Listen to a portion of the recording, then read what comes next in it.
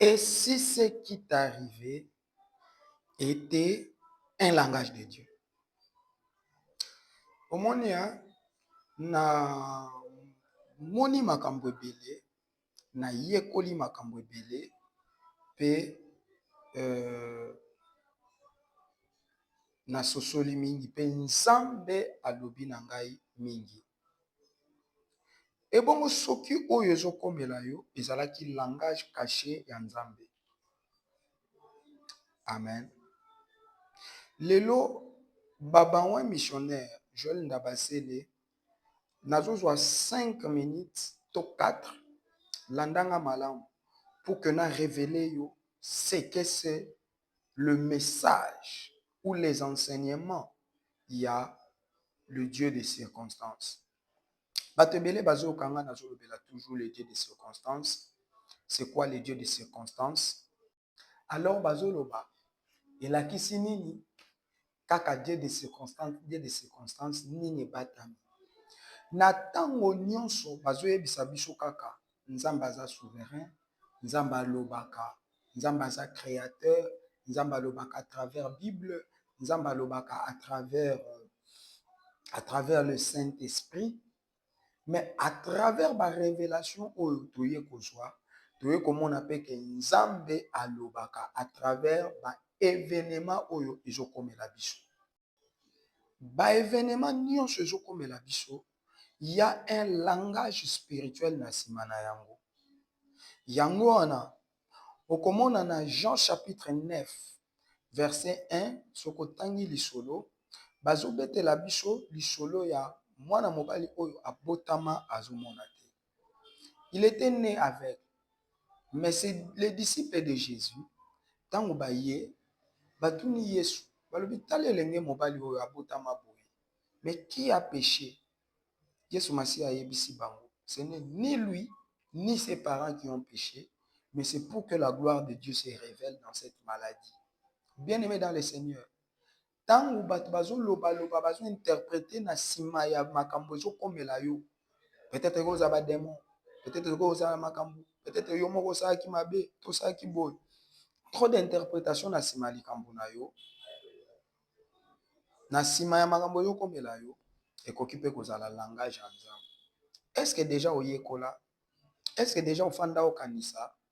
Pourquoi il y a la répétition des choses négatives? Pourquoi il y a toujours ces blocages? Pourquoi ceci? Pourquoi cela? Est-ce que déjà ofanda okanisa? Mwana mobali wana afandaki asutuki abotami mais miso ezomona te. Imaginez basali ya nzambe baye babandi kobengana ba démon na kati ya miso ya mwana mobali. Elingaki esuka ndeni?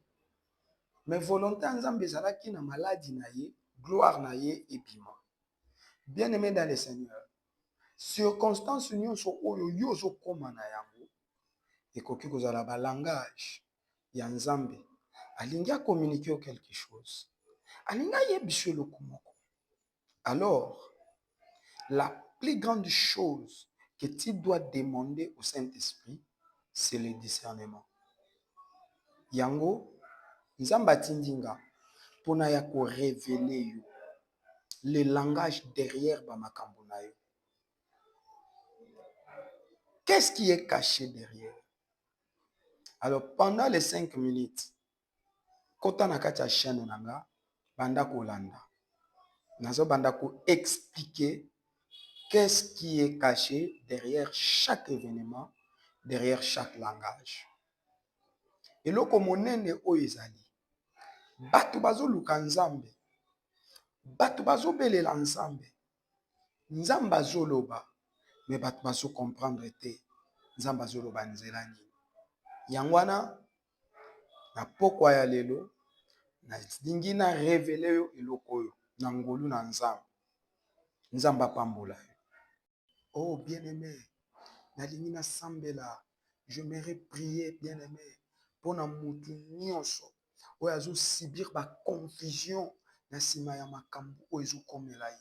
Je m'aimerais prier pour toi mon frère, ma sœur, que le Dieu de paix, le Dieu qui parle, le Dieu qui parle, qui communique sa pensée et sa volonté na kati ya bato ya lingaka. Bible Zolobananga, toutes choses concourent au bien de ceux qui aiment Dieu.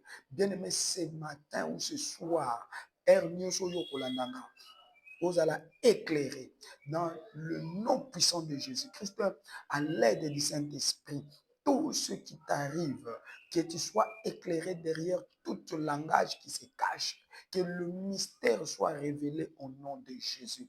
Nasambeli pona yo. Eza na nzela bandoto nzamba révélé. Eza na nzela maloba na ye nzamba révélé. Au comprendre sens ya likambo nyonso ozokomela yo. Quel est le langage de Dieu?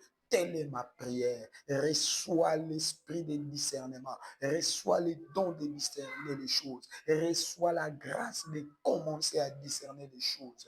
Au nom puissant de Jésus-Christ. Si tu vis un blocage, que tu discernes quel est le plan de Dieu derrière ce blocage. Si tu vis une stabilité, que tu discernes quel est le message de Dieu derrière cette instabilité. Si tu vis la répétition des choses, que tu discernes ce matin ou ce soir, quelle est la volonté et le message de Dieu derrière cette répétition des échecs, derrière cette répétition de choses négatives, derrière cette répétition de défaites dans le nom puissant de Jésus-Christ. Que tu n'ailles plus en guerre lokola mutu oyo azoyeba te dans la confusion, mais que tu y ailles en guerre, que tu combats avec précision dans le nom puissant de Jésus-Christ de Nazareth.